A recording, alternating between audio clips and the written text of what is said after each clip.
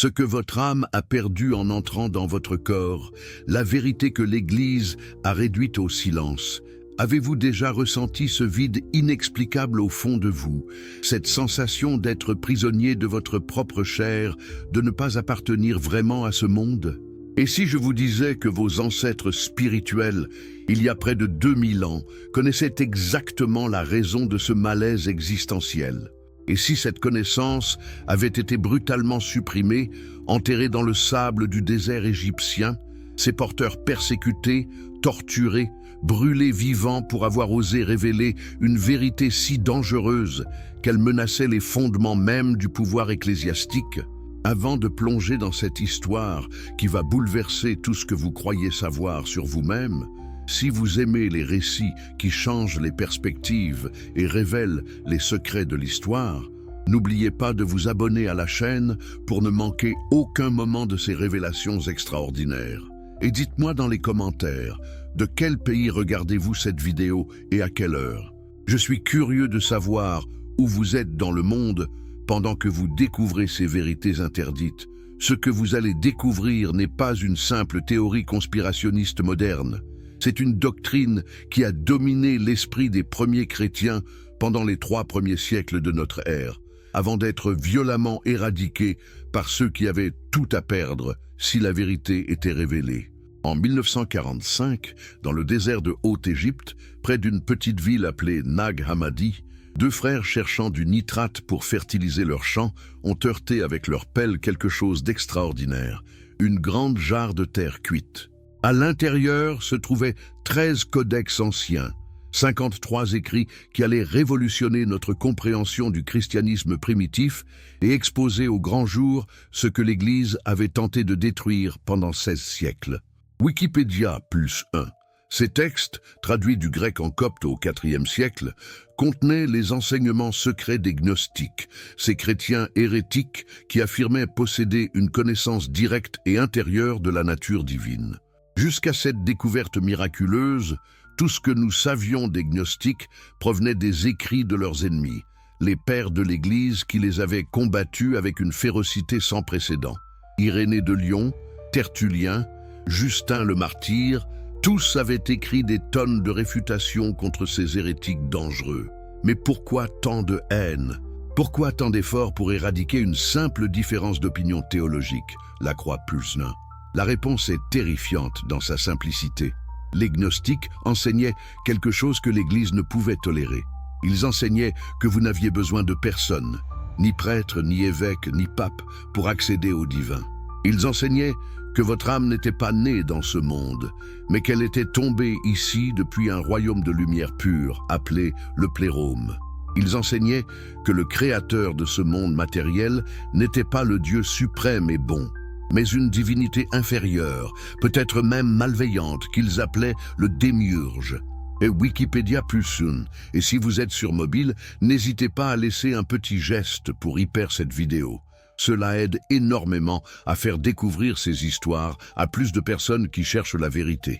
Imaginez maintenant la menace que cela représentait pour une institution naissante qui cherchait à établir son autorité absolue sur les âmes des croyants. Si chaque personne pouvait accéder directement à la connaissance divine, à quoi serviraient les sacrements? À quoi serviraient les indulgences? À quoi serviraient les prêtres qui se positionnaient comme intermédiaires nécessaires entre l'humanité et Dieu? Toute la structure de pouvoir s'effondrerait comme un château de cartes. Alors, ils ont fait ce que font tous les pouvoirs menacés. Ils ont déclaré leurs opposants hérétiques. Ils ont inventé les concepts jumeaux d'orthodoxie et d'hérésie, concepts qui n'existaient même pas dans le monde antique où coexistaient pacifiquement des milliers de cultes différents. L'orthodoxie signifiait « croyance correcte » et l'hérésie du mot grec « aérésis » signifiant simplement « école de pensée » est devenue synonyme de trahison, de danger mortel, de corruption spirituelle. Wikipédia, le plérôme oublié, votre patrie perdue dans la lumière éternelle. Fermez les yeux un instant et essayez de vous souvenir. Vous ne pouvez pas, n'est-ce pas? Mais les gnostiques vous diraient que c'est précisément le problème, l'amnésie cosmique qui vous afflige depuis votre naissance dans ce corps de chair.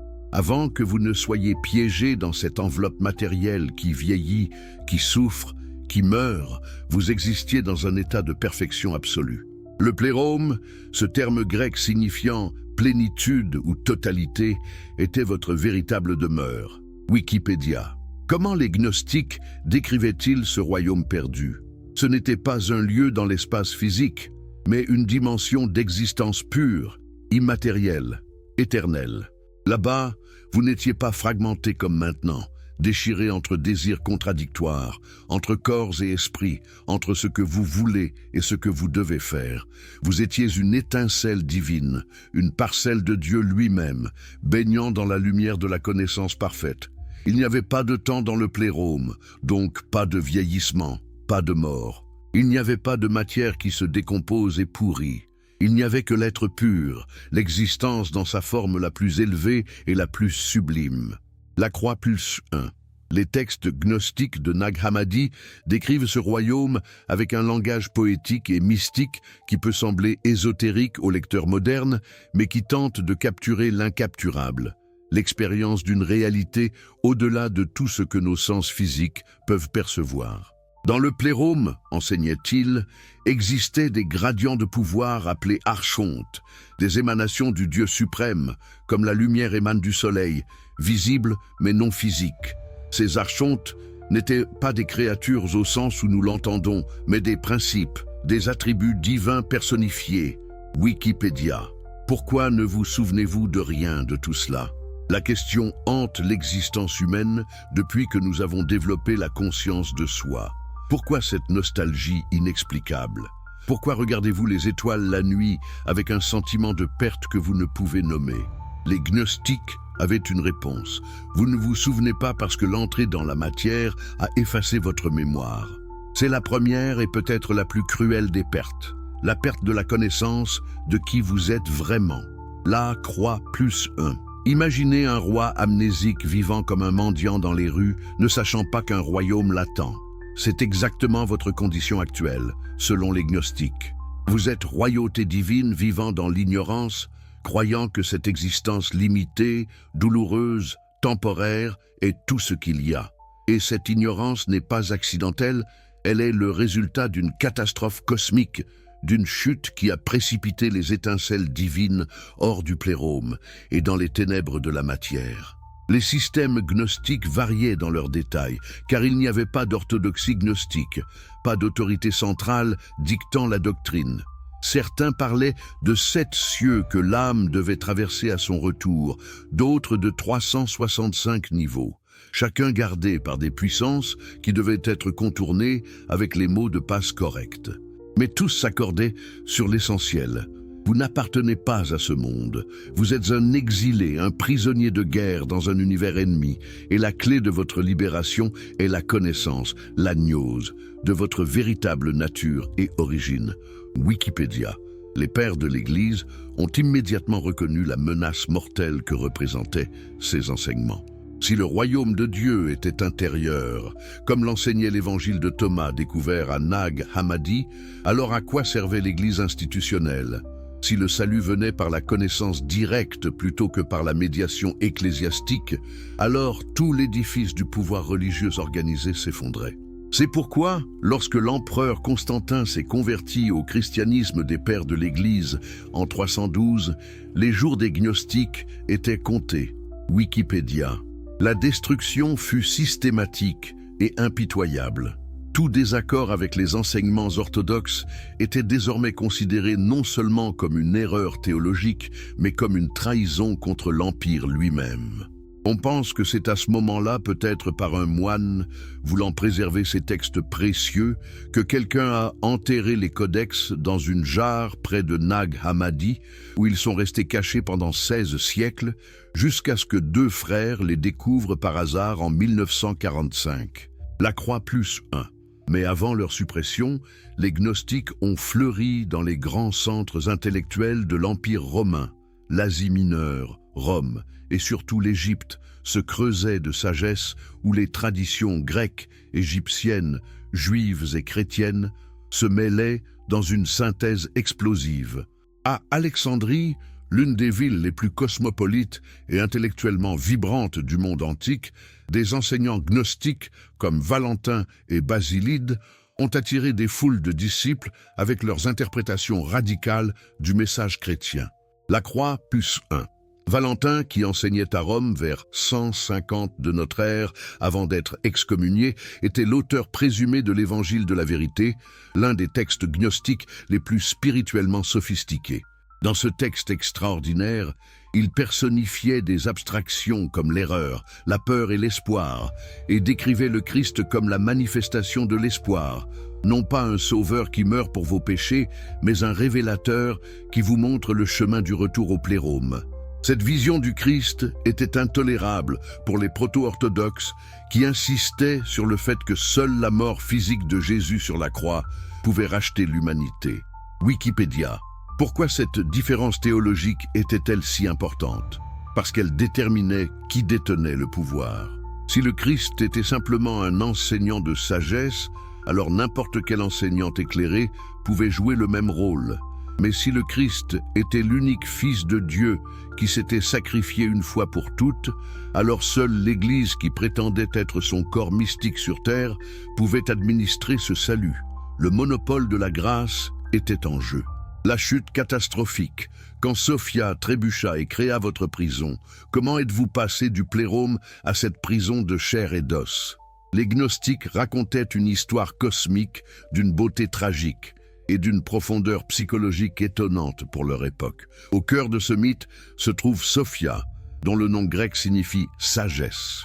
Sophia était l'un des archontes, une émanation divine du Dieu suprême. Mais dans un moment de faiblesse, certains textes parlent d'orgueil, d'autres de simple curiosité. Sophia a agi seule, sans son partenaire masculin, violant ainsi l'unité androgyne qui caractérisait le plérôme, Wikipédia. Le résultat de cette action unilatérale fut catastrophique. Sophia donna naissance à une progéniture déformée, un être qu'elle rejeta avec horreur et bannit loin du plérôme. Cet être, que les gnostiques appelaient le démiurge, littéralement artisan ou créateur en grec, était ignorant de l'existence du vrai Dieu suprême. Dans son arrogance, il se croyait le seul Dieu, le Créateur tout-puissant. Et c'est lui qui créa le monde matériel, cet univers de souffrance et de mort, dans lequel vous êtes maintenant emprisonné. La Croix, Puce 1. Pouvez-vous imaginer l'audace de cette affirmation? Les gnostiques disaient que le Dieu de l'Ancien Testament, le Dieu qui déclare « Je suis le Seigneur ton Dieu, tu n'auras pas d'autre Dieu devant moi », n'était pas le vrai Dieu, mais un imposteur, un tyran cosmique qui ne savait même pas qu'il existait une réalité supérieure à lui. Pour certains systèmes gnostiques, le démiurge n'était pas seulement ignorant, mais activement malveillant, identique à Satan lui-même. Ses commandements étaient donc invalides, ses lois sans autorité réelle. Wikipédia. Imaginez le choc et l'horreur des Juifs et des chrétiens proto-orthodoxes en entendant cela. L'Église primitive se distinguait à peine du judaïsme au IIe siècle. Elle avait conservé le Dieu d'Israël et de nombreux enseignements des Écritures hébraïques. Les gnostiques acceptaient que le Dieu créateur de la Genèse ait effectivement créé l'univers. Mais pour eux, c'était précisément le problème, car la création elle-même était une prison, la matière était intrinsèquement mauvaise. Cet anticosmisme radical, ce rejet total du monde créé comme étant fondamentalement corrompu, était absolument insupportable pour l'Église majoritaire du IIe siècle, la Croix Puce 1. Mais comment les étincelles divines du plérôme se sont-elles retrouvées piégées dans les créations du démiurge? Selon le mythe gnostique, le démiurge créa les premiers humains, Adam et Ève, comme créatures purement matérielles. Mais Sophia, cherchant à racheter son erreur et à corriger le désastre qu'elle avait causé, insuffla secrètement une partie de l'étincelle divine dans ces créatures. C'est cette étincelle qui vous rend différent des animaux purement matériels. C'est elle qui vous donne la conscience de soi, la capacité d'interroger, de douter, de chercher quelque chose au-delà de la simple satisfaction des besoins physiques. Wikipédia. Le démiurge, découvrant ce qui s'était passé, fut furieux. Il ne pouvait pas retirer l'étincelle divine, mais il pouvait essayer de la faire oublier son origine. Alors, il créa le corps physique comme une prison élaborée, avec tous ses besoins, ses désirs, ses distractions. La faim vous force à penser à la nourriture, la soif à l'eau, le désir sexuel à la reproduction, la douleur à la survie. Chaque sensation physique est conçue pour détourner votre attention de votre nature spirituelle véritable, point Wikipédia. Et ce n'est pas tout. Le démiurge établit également des archontes, non pas les archontes lumineux du plérôme, mais leur contrefaçon sombre, comme gardiens des différentes sphères célestes entre la terre et le plérôme.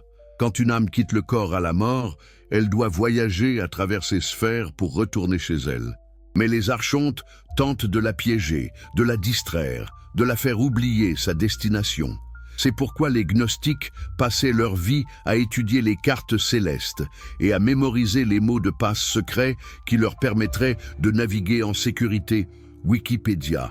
Les pères de l'Église ont ridiculisé ces enseignements comme étant absurdement complexes et ésotériques. Irénée de Lyon, dans son ouvrage massif Contre les hérésies, écrit dès 180 de notre ère, a dénoncé les gnostiques comme des inventeurs de mythes fantastiques sans fondement dans l'écriture.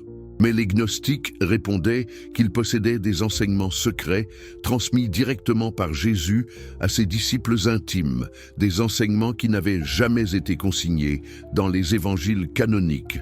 La Croix +1.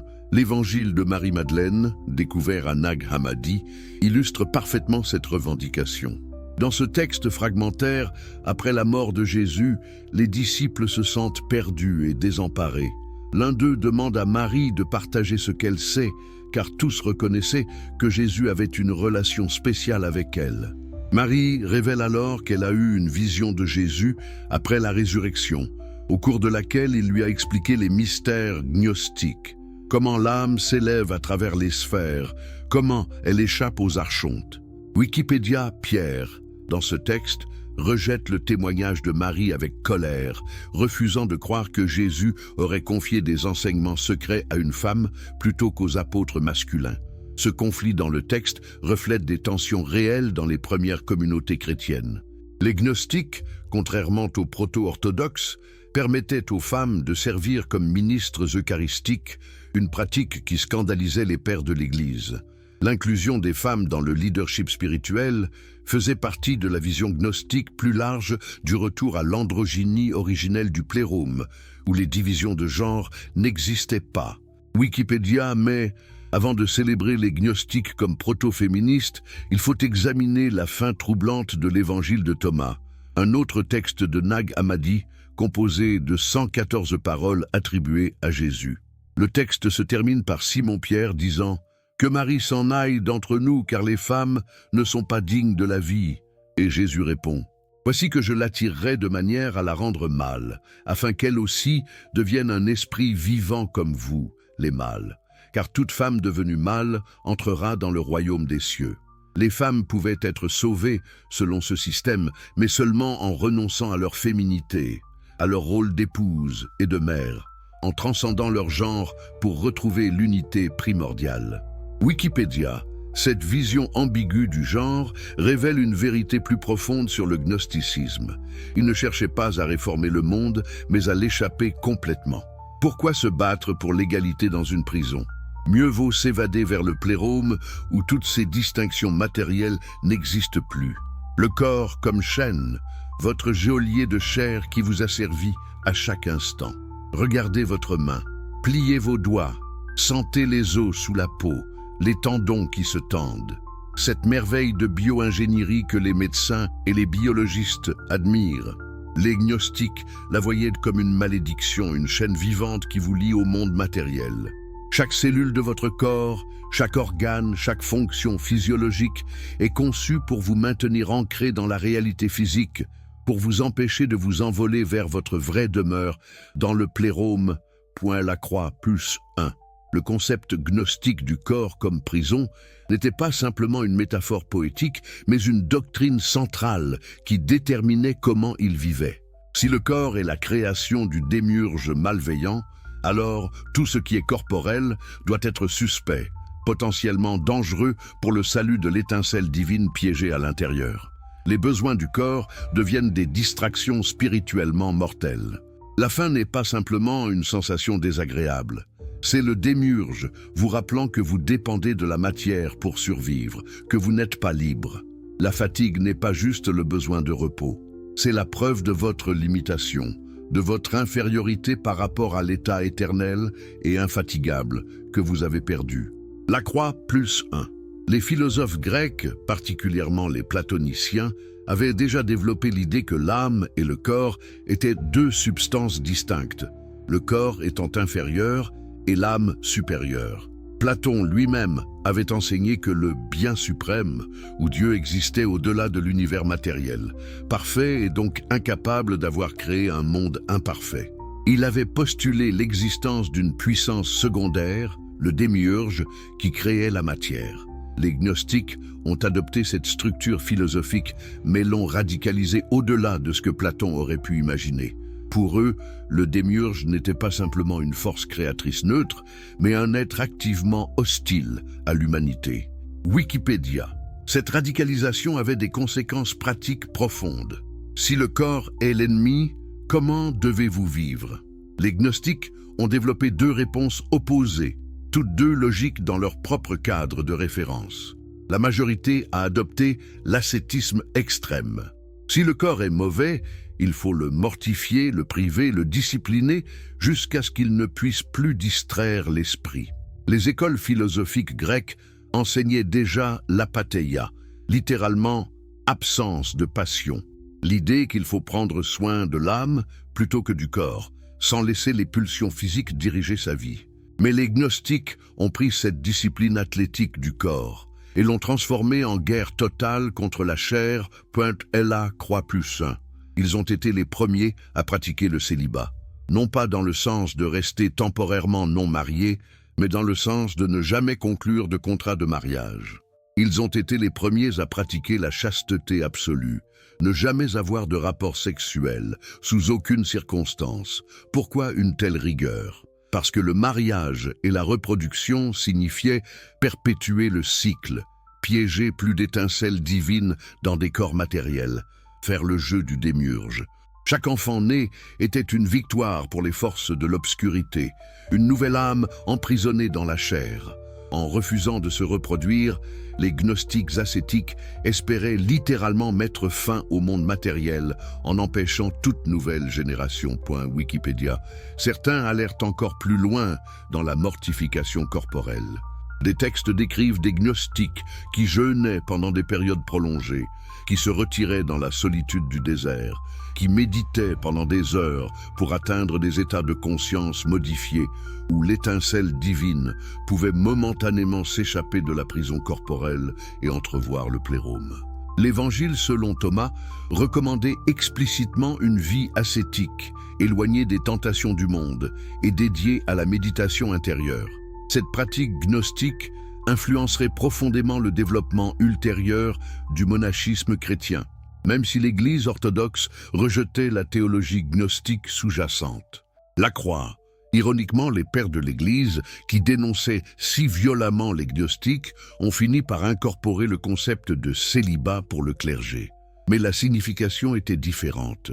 Pour l'Église orthodoxe, le célibat était compris comme un sacrifice vivant, un renoncement volontaire au mariage et aux enfants qui élevaient le clergé au-dessus de la congrégation avec un sens de sainteté. Pour les gnostiques, ce n'était pas un sacrifice, mais une libération, un refus de participer au système d'emprisonnement du démiurge. Wikipédia. Mais une petite minorité de sectes gnostiques adoptait la position inverse, tout aussi logique dans sa propre logique tordue. Si le corps et le monde matériel appartiennent au démiurge maléfique, alors toutes les lois, les gouvernements, les règles sociales, les conventions morales sont également ses créations et n'ont aucune validité pour ceux qui possèdent la gnose. Plusieurs pères de l'Église affirmaient que cela conduisait à l'immoralité sexuelle et au libertinage complet. Nous ne pouvons pas confirmer ces accusations. Les ennemis exagèrent toujours les péchés de leurs adversaires. Mais au XVIIIe siècle, après la publication des écrits du marquis de Sade, ces groupes ont été qualifiés rétroactivement de libertins. Wikipédia. La logique libertine était la suivante. Si votre étincelle divine est pure et indestructible, alors rien de ce que fait le corps ne peut la corrompre. Manger, boire, avoir des relations sexuelles avec qui vous voulez, tout cela n'affecte que la chair, pas l'esprit. En fait, en violant délibérément toutes les lois du démiurge, vous démontrez votre liberté spirituelle, votre indépendance vis-à-vis de ces règles tyranniques. Cette position, bien que minoritaire, scandalisait les proto-orthodoxes encore plus que l'ascétisme gnostique, car elle semblait justifier l'anarchie morale complète. Les deux positions, ascétique et libertine, partageaient cependant la même conviction fondamentale. Le corps est radicalement séparé de l'âme, et ce qui arrive au corps n'a pas d'importance pour le salut de l'âme.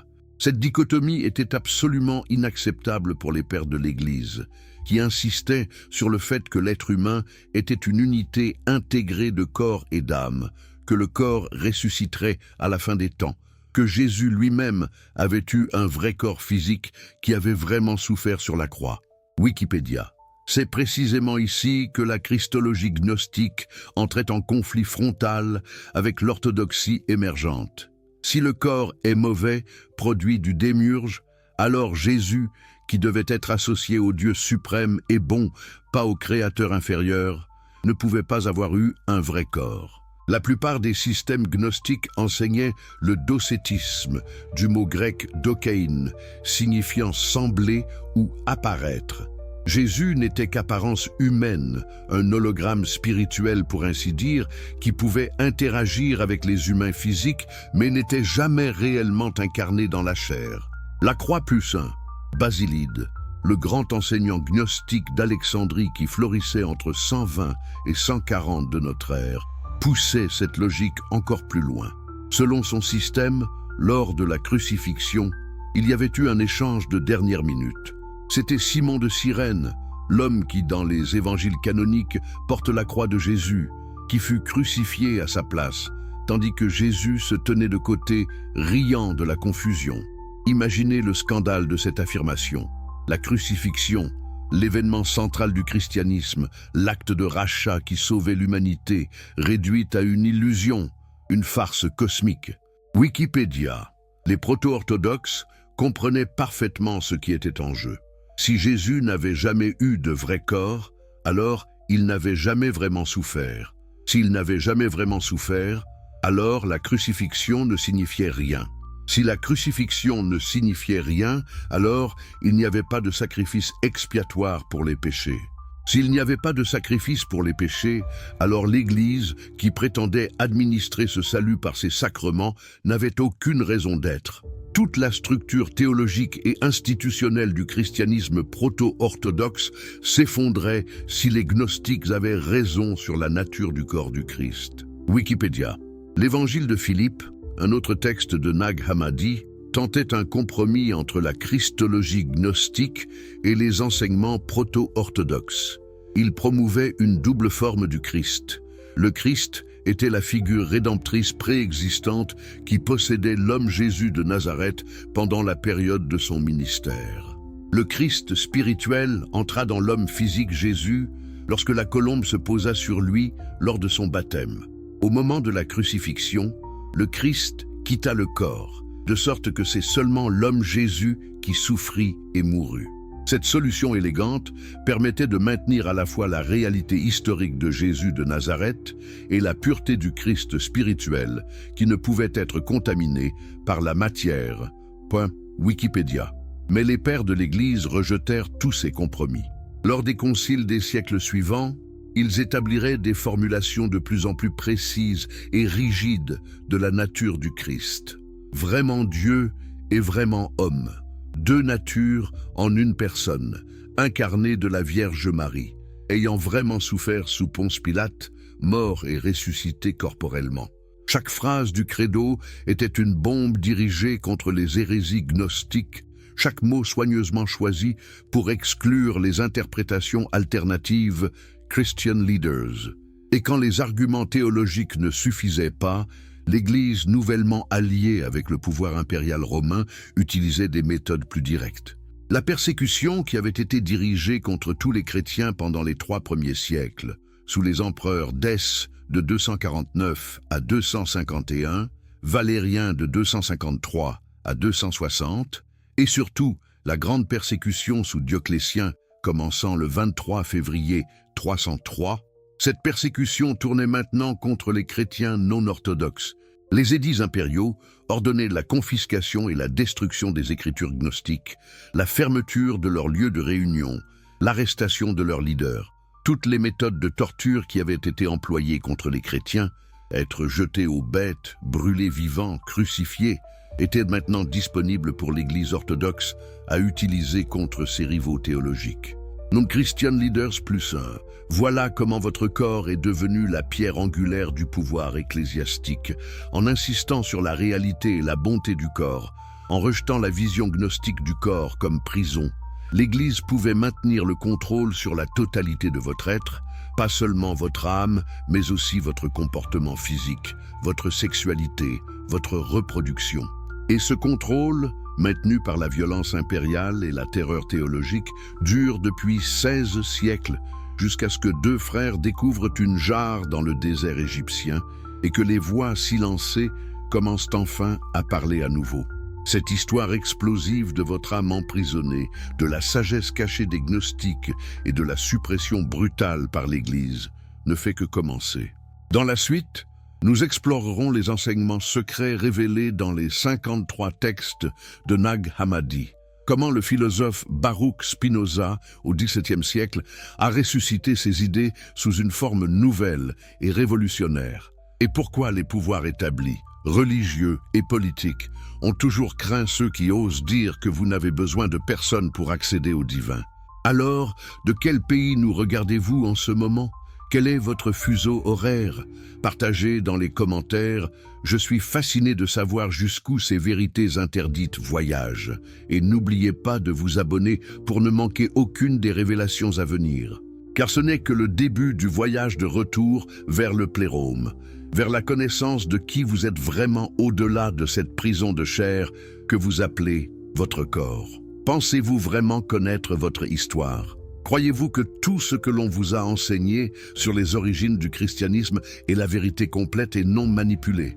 Avant d'aller plus loin dans cette plongée vertigineuse, dans les secrets les plus dangereux, jamais enterrés par le pouvoir religieux, si vous êtes passionné par les histoires qui ébranlent les certitudes et révèlent ce que les institutions ont voulu cacher, abonnez-vous à cette chaîne maintenant pour ne manquer aucune de ces révélations explosives. Et dites-moi, s'il vous plaît, dans les commentaires, de quel pays me regardez-vous en ce moment et quelle heure est-il chez vous pendant que vous découvrez ces vérités interdites? Je suis fasciné de voir jusqu'où voyage cette quête de connaissances. Et si vous êtes sur mobile, un petit geste pour hyper cette vidéo ferait une énorme différence. Cela aide vraiment à diffuser ces histoires à plus de personnes qui cherchent la vérité au-delà des dogmes officiels. La gnose interdite. Le savoir qui vous rendra libre ou vous fera brûler vif. Fermez les yeux et imaginez un instant que tout ce que vous croyez savoir sur le salut, sur Dieu, sur vous-même, soit complètement faux. Que diriez-vous si je vous révélais que la clé de votre libération n'est pas la foi aveugle en un sacrifice sanglant il y a 2000 ans, mais un savoir secret, une connaissance intérieure si puissante qu'elle vous transformerait instantanément de prisonnier en être libre? C'est exactement ce que promettaient les gnostiques, et c'est précisément pour cela qu'ils devaient être anéantis. Wikipédia +1. Le mot grec gnosis signifie simplement connaissance, mais pas n'importe quelle connaissance, pas la connaissance intellectuelle que vous acquérez en lisant des livres ou en écoutant des professeurs, pas la connaissance théorique qui reste dans votre tête sans jamais toucher votre cœur. Non, la gnose gnostique était une connaissance directe, expérientielle, transformatrice de la nature divine et de votre propre nature divine. C'était une révélation intérieure qui changeait tout, votre perception de la réalité, votre compréhension de qui vous êtes, votre relation avec le cosmos lui-même. La croix +1. Mais qui pouvait accéder à cette gnose? Était-elle disponible à tous ou réservée à une élite spirituelle? Les systèmes gnostiques variaient sur cette question cruciale, mais la plupart enseignaient une anthropologie tripartite, une division de l'humanité en 3 catégories selon leur capacité spirituelle. Au sommet se trouvaient les pneumatiques, du mot grec pneuma signifiant esprit, ceux qui possédaient l'étincelle divine et pouvaient atteindre la gnose complète. Au milieu, les psychiques, du mot psyché signifiant âme, ceux qui avaient une âme, mais pas l'étincelle divine, capable seulement d'une foi aveugle et d'obéissance aux règles.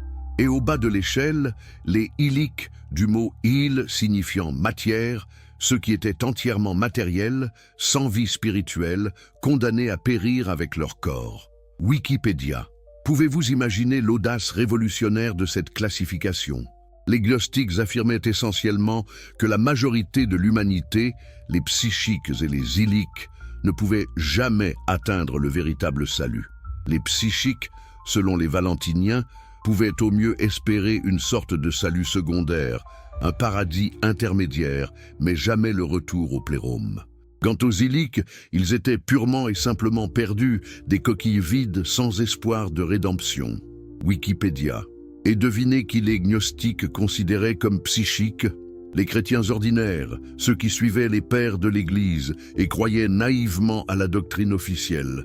Les évêques, les prêtres, toute la hiérarchie ecclésiastique en cours de construction, tous des psychiques capables seulement de foi aveugle, incapables de la vraie connaissance. Les seuls véritables élus étaient les gnostiques eux-mêmes. Les pneumatiques qui possédaient l'étincelle divine et pouvaient accéder aux mystères les plus profonds. Wikipédia, comment réagiriez-vous si quelqu'un vous disait aujourd'hui que vous appartenez à une classe spirituellement inférieure, incapable de vraie illumination? C'est exactement ce que les pères de l'Église ont ressenti en entendant ces enseignements. Irénée de Lyon, qui devint évêque de cette ville gauloise vers 167 de notre ère, après que son prédécesseur Pothin fut martyrisé lors d'une persécution locale, consacra des années à composer une réfutation massive des systèmes gnostiques. Son œuvre monumentale, au titre original « Dénonciation et réfutation de la prétendue gnose », mais connue simplement sous le nom « Contre les hérésies », fut composée en grec vers 180 et visait principalement les valentiniens, les disciples de Valentin, source scrotienne. Qui était donc ce Valentin qui menaçait tant l'orthodoxie naissante? Né en Égypte, probablement dans le village de Frébon dans le delta du Nil, vers l'an 100, il reçut son éducation intellectuelle à Alexandrie, ce creuset extraordinaire où la philosophie grecque, la sagesse égyptienne ancienne, la mystique juive et le christianisme primitif s'entremêlaient dans une synthèse explosive. Alexandrie, avec sa bibliothèque légendaire et ses écoles philosophiques, était le centre intellectuel du monde méditerranéen, attirant les esprits les plus brillants et les plus audacieux de toutes les traditions. Wikipédia +1, vers 135 de notre ère, Valentin quitta l'Égypte pour Rome, alors cœur battant de l'Empire et rapidement en train de devenir le centre administratif du christianisme émergent. Pendant plus de 20 ans, de 135 à environ 160, il enseigna dans la capitale impériale, attirant des foules de disciples avec son système théologique sophistiqué et ses interprétations audacieuses des Écritures. Selon Tertullien, un père de l'Église du début du IIIe siècle, Valentin fut même candidat pour devenir évêque de Rome vers 143. Imaginez si un gnostique était devenu pape. Mais ces conceptions ésotériques, jugées incompatibles avec la foi orthodoxe en cours de définition, le firent excommunier. Il s'exila alors à Chypre, où, selon saint Épiphane, il serait revenu à une foi conforme à l'orthodoxie avant de mourir. Bien que cette affirmation soit probablement de la propagande orthodoxe visant à récupérer rétroactivement un penseur influent. Wikipédia +1, le système valentinien était d'une complexité vertigineuse, mélangeant des éléments de la cosmologie grecque platonicienne, de l'interprétation allégorique des écritures juives et des traditions mystérieuses de l'Égypte ancienne. C'était, selon les mots d'un historien moderne, une sorte de syncrétisme entre les différentes tendances du Grand Orient, caractéristique de la vie spirituelle de l'Égypte helléniste. Au cœur de sa doctrine se trouvait un mythe complexe d'émanation divine, de la chute de Sophia, de la création du monde matériel par le démiurge ignorant et du chemin de retour au plérôme pour les âmes possédant la gnose. Wikipédia +1, l'évangile de vérité, découvert parmi les manuscrits de Nag Hammadi et généralement attribué à Valentin lui-même ou à son école directe, présente une version spirituellement raffinée de ses enseignements. Dans ce texte extraordinaire, l'erreur personnifiée devient une force cosmique qui crée le monde illusoire dans lequel nous sommes piégés. La peur, l'angoisse, le doute, toutes ces émotions négatives sont décrites comme des puissances quasi-divines qui maintiennent les âmes dans l'ignorance. Face à elles se dresse le Christ comme manifestation de l'espoir et de la vérité, non pas un sauveur qui meurt pour vos péchés, mais un révélateur qui dissipe l'ignorance et montre le chemin du retour. Wikipédia +1. Mais pourquoi cette vision du Christ était-elle si intolérable pour les proto-orthodoxes? Parce qu'elle éliminait la nécessité de la mort expiatoire sur la croix. Si le Christ était simplement un enseignant de sagesse, un révélateur de gnose, alors sa mission était de transmettre des connaissances secrètes à ses disciples les plus proches. N'importe quel enseignant spirituel éclairé pourrait théoriquement jouer le même rôle. Mais si le Christ était l'unique Fils de Dieu qui s'était sacrifié une fois pour toutes pour racheter l'humanité déchue, alors seule l'Église qui se proclamait son corps mystique sur terre pouvait administrer ce salut à travers ses sacrements. Le monopole de la grâce divine était en jeu. Wikipédia. Les Valentiniens développèrent également des rituels initiatiques complexes pour transmettre la gnose aux nouveaux membres. Selon certaines sources, ils adoptèrent même des formules baptismales mandéennes. Les Mandéens étant une secte gnostique qui existe encore aujourd'hui en Irak et en Iran, revendiquant Jean-Baptiste comme leur prophète principal.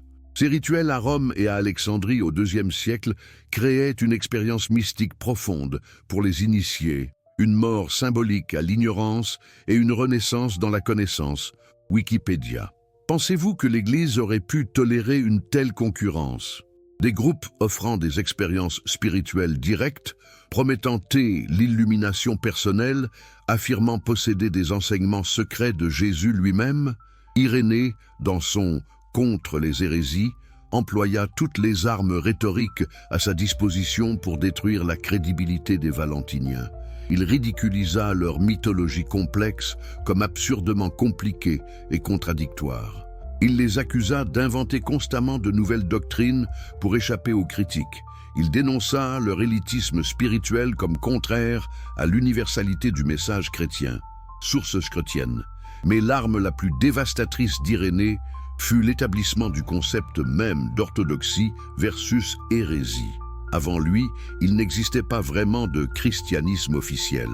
Il y avait des dizaines d'écoles de pensée différentes, toutes se réclamant de Jésus et des apôtres, toutes interprétant les Écritures à leur manière. Irénée créa la fiction d'une foi apostolique pure et inchangée, transmise directement des apôtres aux évêques dans une chaîne ininterrompue de succession. Toute déviation de cette ligne imaginaire devenait par définition hérésie. Source chrétienne +1. Et comment identifiait-on l'orthodoxie? Par la conformité aux enseignements des 4 évangiles canoniques, et seulement ces 4. Irénée fut l'un des premiers à insister sur le fait qu'il devait y avoir exactement 4 évangiles, ni plus ni moins, utilisant des arguments symboliques ridicules, 4 vents, 4 points cardinaux, 4 créatures vivantes dans la vision d'Ézéchiel. Tous les autres évangiles, l'évangile de Thomas, l'évangile de Marie-Madeleine, l'évangile de Philippe, l'évangile de vérité découverts à Nag Hammadi, étaient déclarés falsifications hérétiques, même si certains étaient probablement aussi anciens que les évangiles canoniques. Source chrétienne. Mais Irénée et ses alliés proto-orthodoxes combattaient une bataille intellectuelle sans pouvoir coercitif. Ils pouvaient écrire des réfutations, excommunier des dissidents de leur communauté locale, mais ils ne pouvaient pas empêcher physiquement la propagation des textes gnostiques. Cela changerait radicalement au IVe siècle, lorsque le pouvoir impérial romain lui-même serait mis au service de l'orthodoxie. Et c'est alors que commencerait la véritable destruction systématique de tout ce qui était gnostique. Source chrétienne. En décembre 1945, près de la ville de Nag Hammadi en Haute-Égypte, à environ 5 km au nord de la localité actuelle de Amra Daum, deux paysans égyptiens nommés Mohamed Ali Al-Samman et son frère cherchaient du sabak, un engrais naturel composé de nitrate pour fertiliser leurs champs. Creusant près du Djebel El Tarif, une falaise de calcaire qui domine la vallée du Nil, la pioche de Mohamed heurta soudain quelque chose de dur enterré dans le sable. C'était une grande jarre de terre cuite, scellée et apparemment très ancienne. Pendant un instant, Mohamed hésita à l'ouvrir. Les légendes locales parlaient de djinns emprisonnés dans de telles jarres. Mais la cupidité l'emporta sur la superstition. Et si elle contenait de l'or? Wikipédia +2. Il brisa la jarre avec sa pioche. Pas d'or, pas de djinn, mais quelque chose de potentiellement plus précieux. 13 volumes reliés en cuir, des codex de papyrus dans un état de conservation remarquable malgré leurs 16 siècles d'enfouissement. Mohamed ne pouvait pas lire le copte ancien dans lequel les textes étaient écrits. Pour lui, c'était juste du vieux papier qui pourrait peut-être avoir une valeur sur le marché des antiquités. Lui et son frère emportèrent la jarre et son contenu chez eux. Et Phaton +2. Ce qui se passa ensuite illustre parfaitement comment les découvertes archéologiques majeures peuvent presque être perdues à cause de circonstances banales. La mère des deux frères, ne sachant pas ce qu'étaient ces vieux livres et ayant besoin d'allumer le feu pour cuisiner, brûla plusieurs feuilles de papyrus comme combustible. Combien de textes anciens inestimables partirent en fumée dans ce foyer égyptien, nous ne le saurons jamais. Wikipédia +1. Heureusement, les frères réalisèrent assez rapidement que ces manuscrits pourraient avoir de la valeur et cessèrent de les utiliser comme bois de chauffage. Mais ensuite, ils se retrouvèrent impliqués dans une vendetta familiale. Un de leurs parents avait été tué et ils cherchaient vengeance. Par prudence, craignant une perquisition policière, ils confièrent les manuscrits à un prêtre copte local nommé Basilius Abd al-Masih.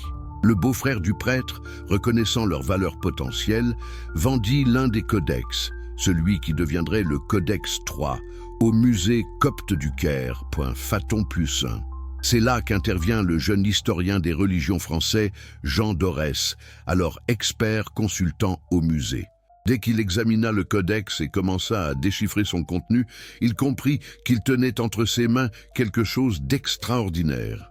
C'était l'apocryphe de Jean, un texte gnostique dont on ne connaissait auparavant que des fragments cités par Irénée dans ses réfutations.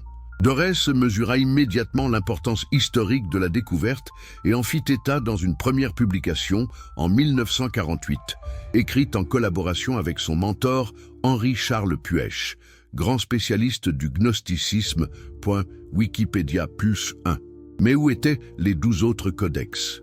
Une chasse au trésor commença, impliquant des antiquaires kérotes sans scrupules, des fonctionnaires égyptiens, des érudits européens et américains. Finalement, au fil des ans, les 13 codex furent rassemblés et sont maintenant conservés au musée copte du Caire, sauf quelques pages qui aboutirent mystérieusement à la fondation Carl Jung à Zurich, avant d'être restituées à l'Égypte dans les années 1970, Phaton +1, que contenaient ces codex miraculeusement préservés pendant 16 siècles dans le désert égyptien. 52 traités différents, plus de 1000 pages de textes en copte, traduction de textes grecs originaux, datant probablement du IIe et IIIe siècle. La majorité étaient des écrits gnostiques, évangiles, apocalypses, traités théologiques, textes liturgiques. Mais on trouvait aussi 3 textes de la tradition hermétique ésotérique dans la lignée du Corpus Hermeticum, et même une traduction partielle de la République de Platon, Wikipédia +1. Pourquoi quelqu'un aurait-il enterré ces précieux manuscrits dans une jarre près d'une falaise? La théorie la plus probable est liée aux événements du IVe siècle, lorsque l'alliance entre l'Église orthodoxe et l'État romain transforma la persécution intellectuelle en génocide culturel systématique. Un moine d'un monastère proche, Il y avait plusieurs monastères chrétiens dans la région de Nag Hammadi au IVe siècle, possédaient probablement cette collection dans la bibliothèque monastique. Lorsque les édits impériaux ordonnèrent la destruction de tous les textes hérétiques, ce moine courageux, plutôt que de voir brûler ses œuvres qu'il considérait peut-être comme précieuses malgré leur hétérodoxie, les cacha dans une jarre et les enterra, espérant peut-être qu'un jour futur plus tolérant les redécouvrirait. Wikipédia. Parmi les textes les plus explosifs découverts à Nag Hammadi figure l'Évangile selon Thomas, un recueil de 114 paroles attribuées à Jésus. Contrairement aux évangiles canoniques qui présentent des récits narratifs de la vie de Jésus, l'Évangile selon Thomas est simplement une collection de logia, des paroles de sagesse sans contexte narratif. Certaines de ces paroles ont des parallèles dans les évangiles canoniques, mais d'autres sont complètement nouvelles et profondément troublantes pour l'orthodoxie, inter-Bible plus 1. La première parole donne le ton. Celui qui trouvera l'interprétation de ces paroles ne goûtera pas la mort.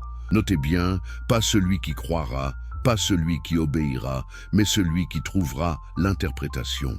Le salut vient par la compréhension, par la gnose, pas par la foi aveugle. Et la parole 3 proclame « Le royaume est à l'intérieur de vous, et il est à l'extérieur de vous. Quand vous vous connaîtrez, alors vous serez connus, et vous saurez que c'est vous, les fils du Père, le vivant. Le royaume de Dieu n'est pas un lieu futur où vous irez après la mort si vous êtes sage. C'est une réalité présente, accessible ici et maintenant à travers la connaissance de soi.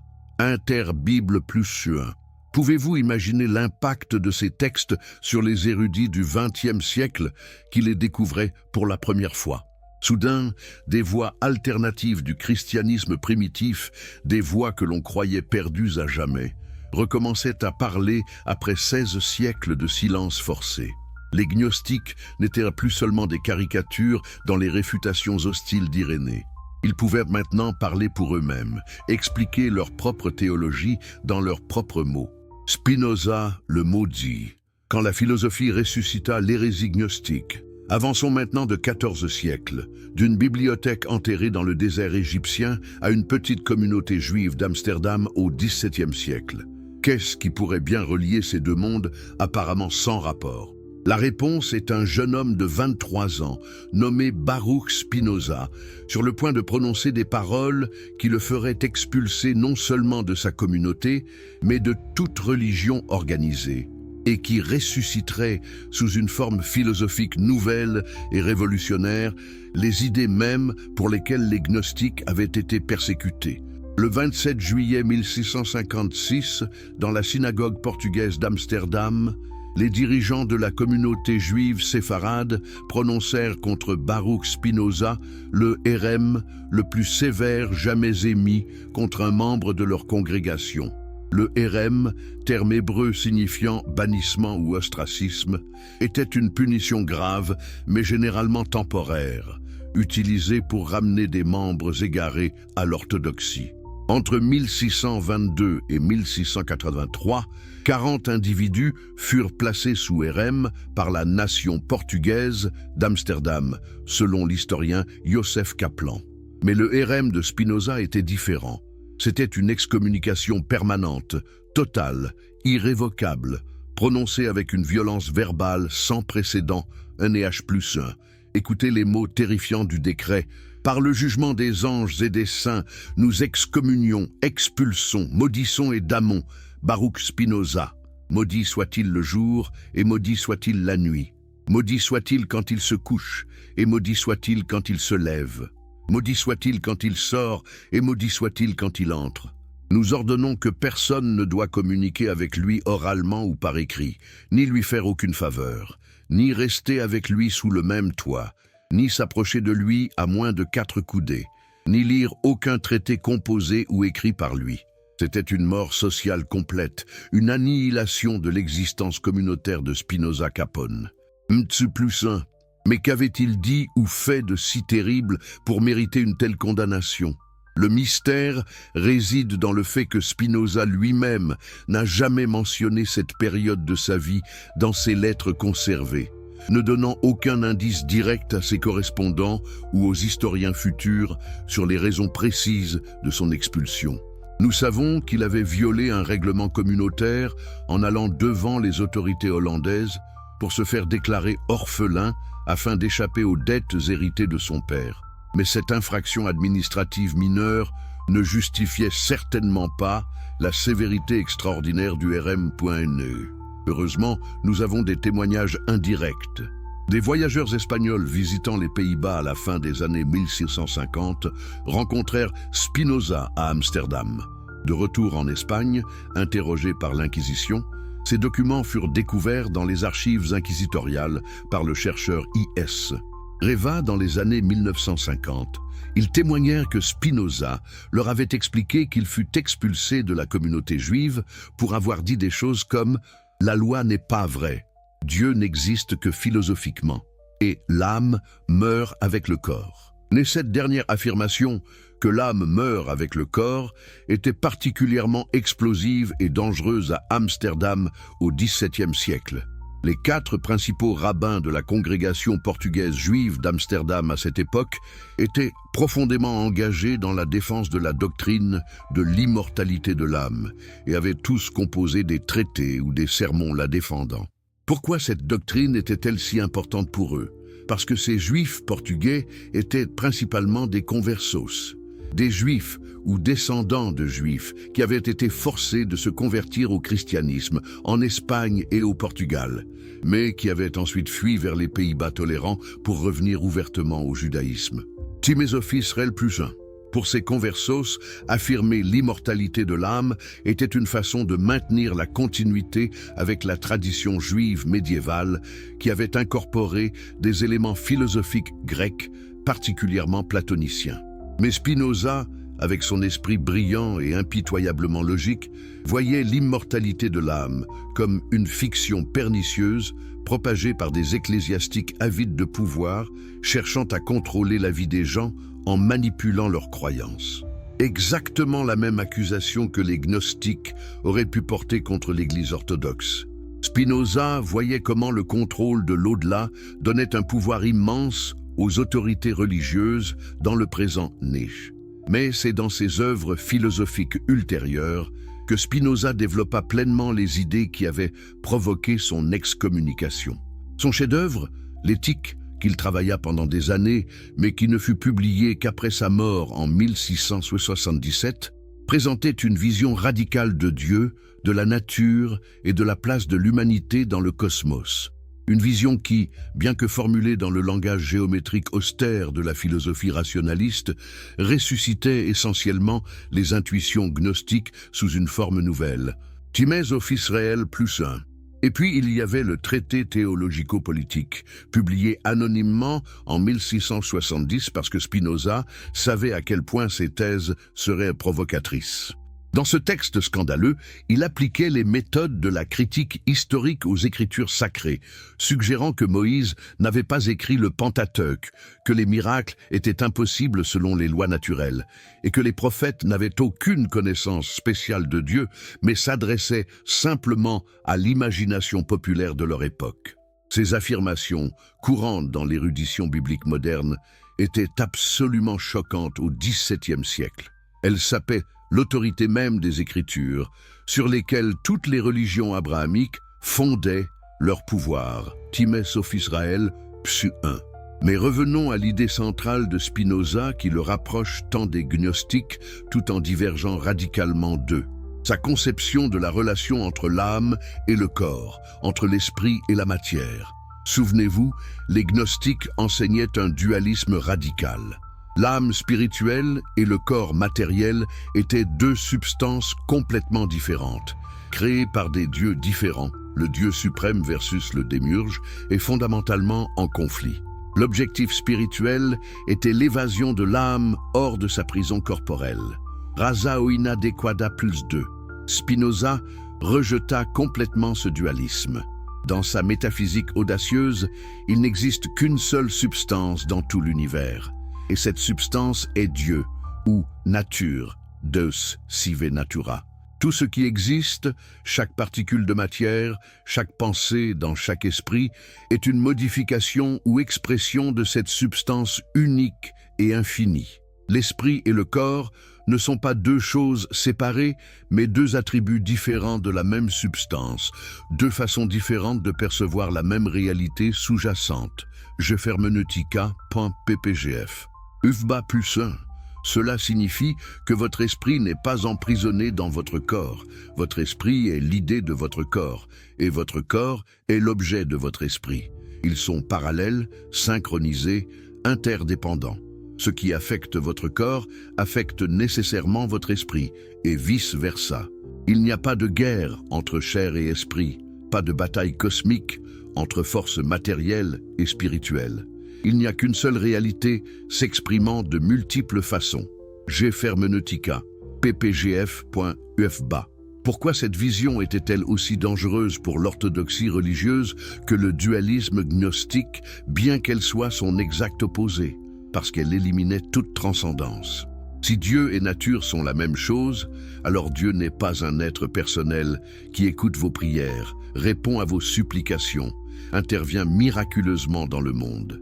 Dieu est simplement l'ordre immanent de la nature elle-même, les lois causales qui gouvernent tout ce qui arrive. Prier un tel Dieu serait aussi absurde que prier la géométrie de changer les propriétés des triangles.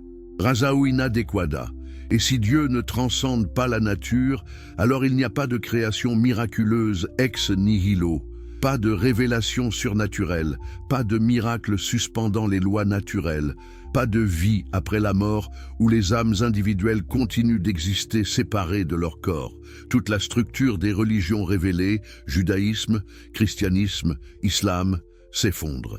Il ne reste que la philosophie, l'étude rationnelle de la nature, de la réalité, accessible à toute personne qui pense clairement « Tim Sophie Israël plus 1 ».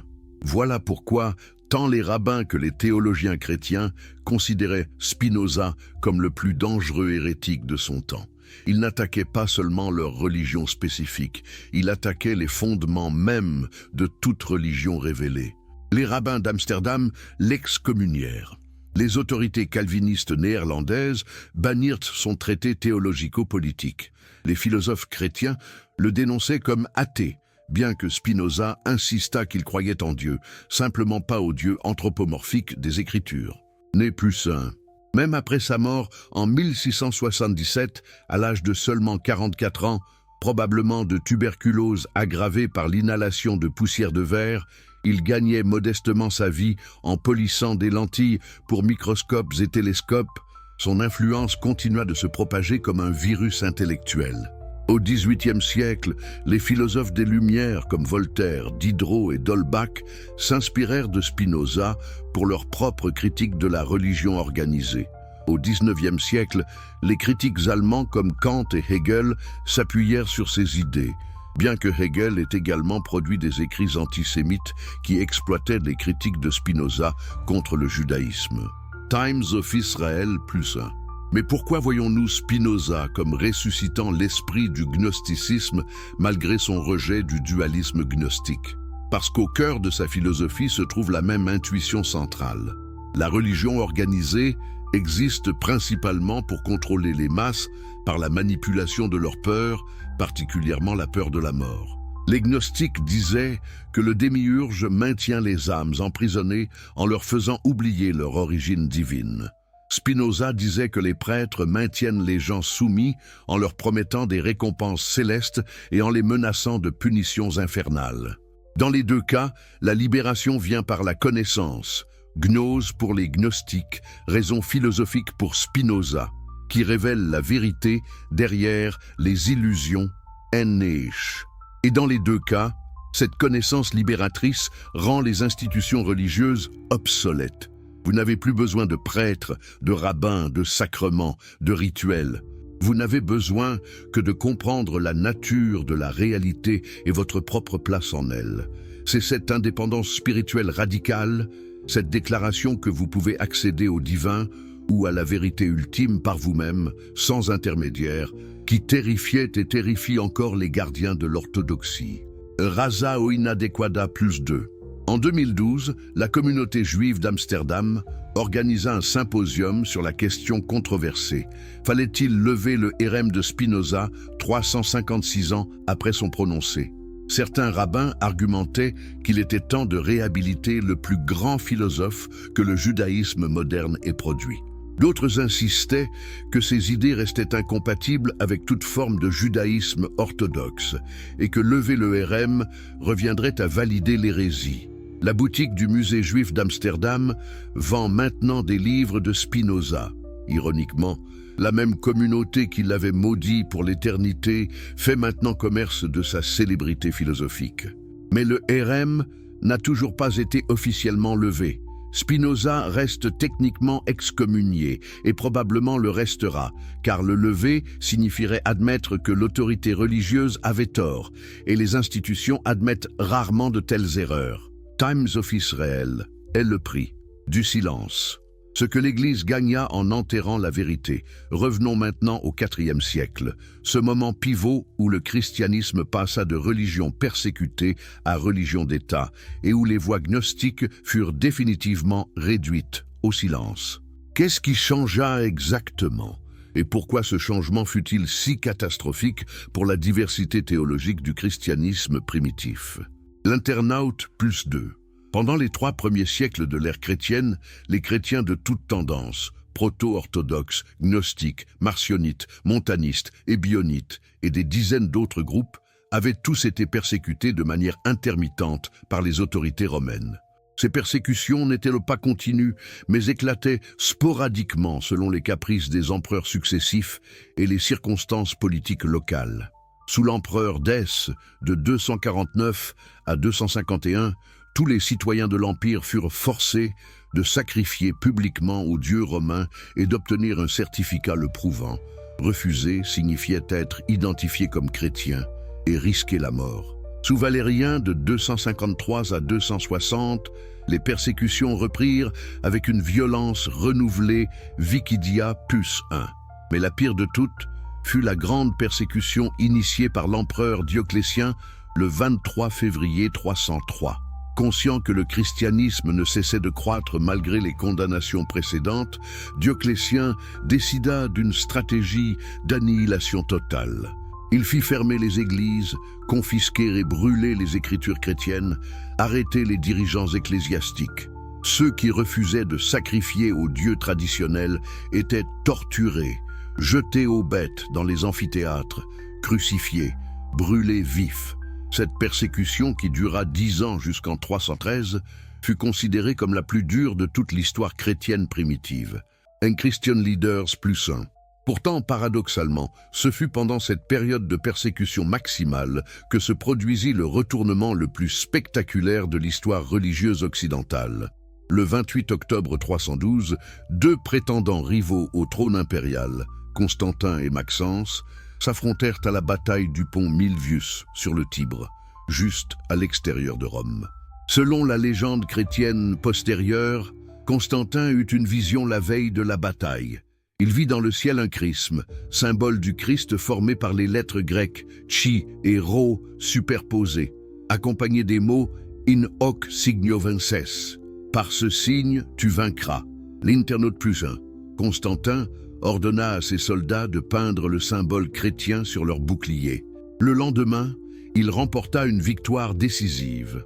Que cette vision mystique ait réellement eu lieu ou qu'elle ait été inventée plus tard comme propagande, le résultat fut le même. Constantin attribua sa victoire aux dieux chrétiens et devint le premier empereur romain à se convertir au christianisme. L'année suivante, en 313, Constantin et son co-empereur Licinius publièrent l'édit de Milan, établissant la tolérance religieuse dans tout l'Empire et mettant fin aux persécutions des chrétiens. Vicidia +1. Après des siècles de marginalisation et de dangers mortels, les chrétiens pouvaient enfin pratiquer leur foi ouvertement, récupérer leurs lieux de culte confisqués, occuper des positions de pouvoir dans l'administration impériale. Ce devrait être un moment de célébration pure, n'est-ce pas?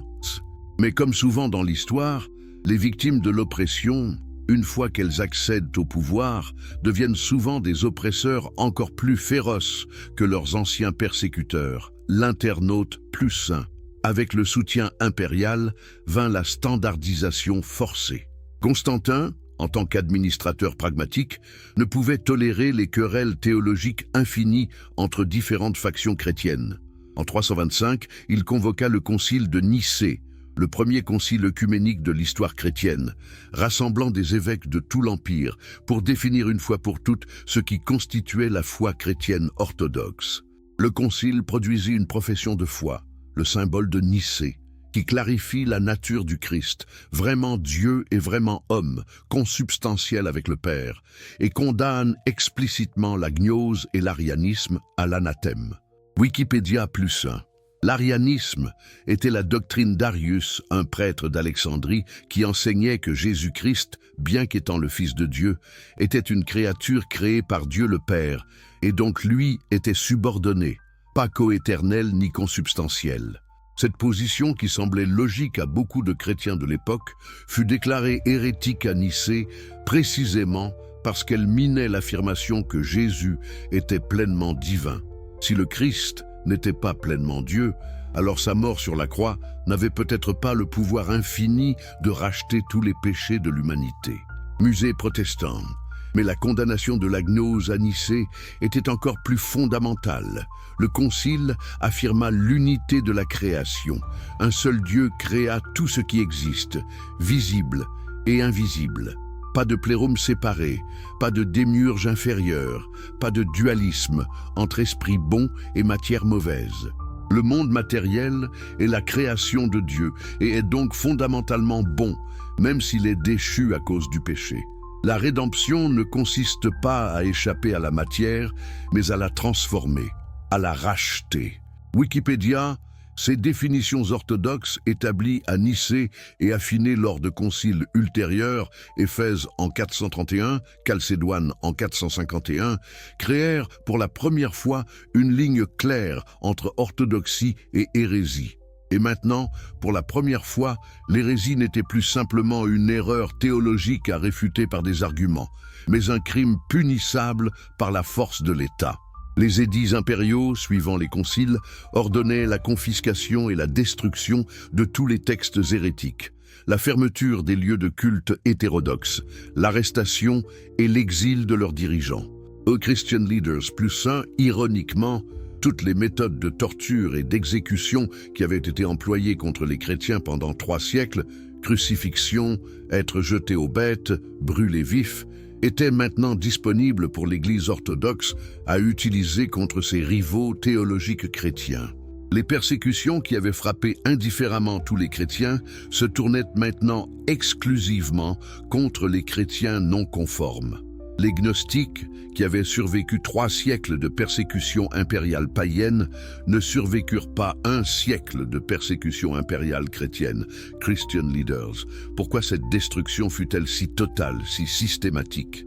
Parce que l'Église orthodoxe, maintenant alliée au pouvoir impérial, avait tout à perdre si les enseignements gnostiques continuaient de circuler. Chaque texte gnostique qui suggérait que vous pouviez accéder directement au divin sans médiation ecclésiastique était une menace existentielle pour l'institution ecclésiastique en construction. Chaque évangile qui présentait Jésus comme un enseignant de sagesse plutôt que comme un sacrifice expiatoire minait la raison d'être des sacrements administrés par les prêtres. Wikipédia. Qu'a donc gagné l'Église en silenciant les gnostiques ? Le monopole absolu sur la définition du christianisme, le pouvoir exclusif d'administrer le salut à travers les sacrements, l'autorité incontestée d'interpréter les Écritures, la capacité de contrôler non seulement les croyances, mais aussi les comportements de millions de fidèles en menaçant l'excommunication et la damnation éternelle. En échange de ce pouvoir immense, l'Église enterra des alternatives théologiques qui auraient pu enrichir le christianisme, diversifier ses expressions, permettre une pluralité d'approches du divin, sources screuciennes. Et cette consolidation du pouvoir ecclésiastique au IVe siècle établit un modèle qui durerait pendant plus d'1 millénaire. Au Moyen Âge, l'Inquisition perfectionnerait les méthodes de détection et d'élimination de l'hérésie. Les Cathares du sud de la France au XIIIe siècle, les Vaudois des Alpes, les Fraticelles d'Italie, tous ces mouvements qui remettaient en question l'autorité et la richesse de l'Église seraient écrasés avec une brutalité systématique.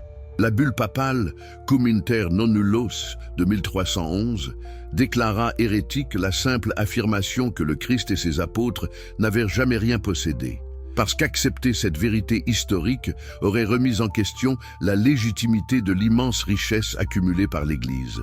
Wikipédia. Même la réforme protestante du XVIe siècle, bien qu'elle ait brisé le monopole du pouvoir de l'Église catholique, n'a pas vraiment restauré la diversité théologique du christianisme primitif. Luther et Calvin créèrent simplement de nouvelles orthodoxies, légèrement différentes de l'orthodoxie catholique, mais tout aussi intolérantes envers la dissidence. Les anabaptistes radicaux qui prônaient la non-violence et le rejet du baptême infantile furent persécutés avec férocité par les catholiques et les protestants également. Wikipédia. Ce n'est qu'avec l'Enlightenment du XVIIIe siècle et la sécularisation progressive de la société européenne que l'emprise de l'orthodoxie religieuse commença vraiment à se desserrer. Et ce n'est qu'au XXe siècle, avec la découverte des manuscrits de Nag Hammadi en 1945 et des manuscrits de la Mer Morte en 1947, que nous avons pu enfin entendre directement les voix alternatives du christianisme et du judaïsme primitif, qui avaient été silencieuses pendant 16 siècles. Phaton +2. Alors, qu'a réellement perdu votre âme en entrant dans votre corps? Peut-être rien du tout, si Spinoza avait raison, et que corps et âme sont simplement des aspects différents de la même réalité divine. Ou peut-être tout, la mémoire de votre origine dans le plérôme, la connaissance directe de votre nature divine.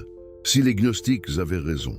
Mais une chose est certaine, ce que l'humanité a perdu lorsque l'Église a enterré ses enseignements alternatifs est incalculable. Combien de chemins spirituels ont été fermés? Combien de façons de comprendre le divin ont été détruites? Combien de textes précieux ont brûlé dans les feux de l'orthodoxie? Gefermeneutica, ppgf.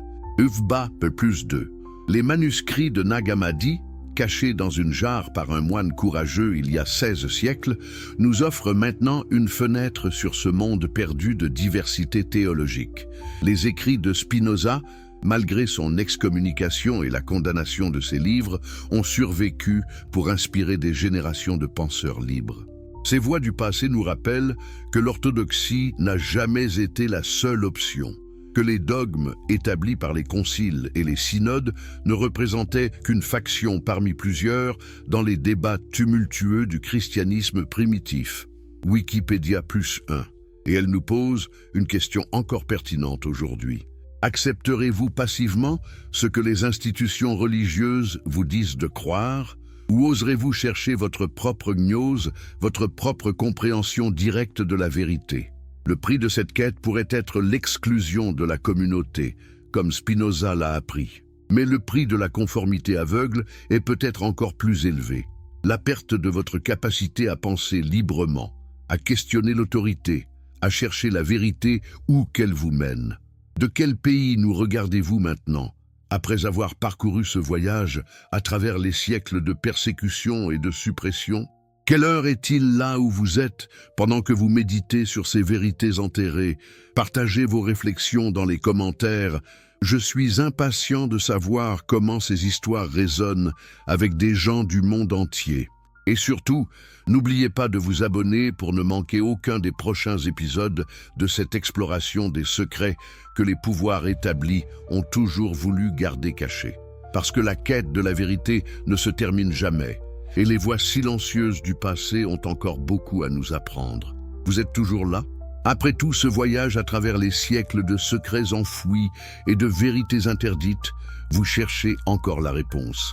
Si ces récits qui déchirent le voile de l'histoire officielle vous captivent, je vous en supplie, abonnez-vous à cette chaîne immédiatement. Chaque vidéo est une clé qui ouvre une porte que les institutions voulaient garder verrouillée pour toujours. Et dites-moi en commentaire, je suis curieux, De quel pays me regardez-vous en ce moment précis? Quelle heure est-il là où vous êtes pendant que ces révélations résonnent dans votre esprit? Cette communauté mondiale de chercheurs de vérité s'étend maintenant sur tous les continents. Et j'aimerais savoir où vous vous situez dans ce réseau de conscience éveillée. Et un petit geste pour y perdre cette vidéo, si vous êtes sur mobile, ferait une différence énorme.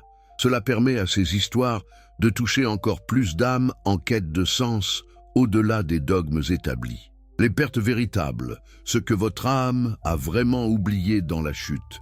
Alors, après avoir traversé 16 siècles d'histoire, après avoir exhumé les manuscrits ensevelis et écouté les voix des excommuniés, après avoir vu comment l'orthodoxie religieuse a systématiquement éliminé toute voix dissidente, nous arrivons enfin à la question centrale qui a motivé toute cette investigation. Qu'avez-vous réellement perdu lorsque votre âme est entrée dans votre corps? Cette question n'est pas rhétorique. Elle touche au cœur même de votre expérience existentielle quotidienne. Pourquoi ressentez-vous ce vide? Pourquoi cette nostalgie sans objet?